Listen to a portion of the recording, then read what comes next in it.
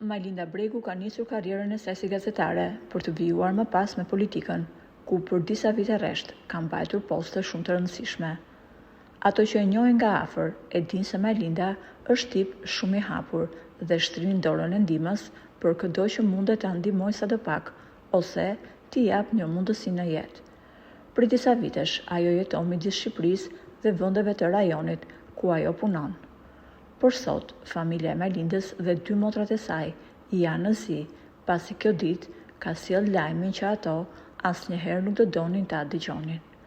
Babai i Majlindës është ndarë nga jeta në orët e para të mëngjesit dhe si babai i 3 vajzave që jetojnë jashtë Shqipërisë, ai ka patur dëshirën e tij të vetme që të kishte pranë vajzat në frymën e tij të fundit dhe kjo dëshirë ju plotësua.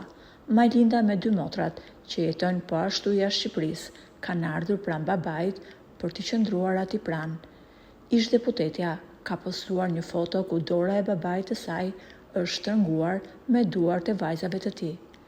Si një prind që do të shikojë sa më mirë fëmijët, ai u largua i qetë nga kjo botë, sepse pranë kishte 3 vajzat e tij. Në një postim në rrjetet sociale, Majlinda shkroi: "Bab, qofti lehtë udhëtimi yt drejt mëshirës dhe dritës së Zotit."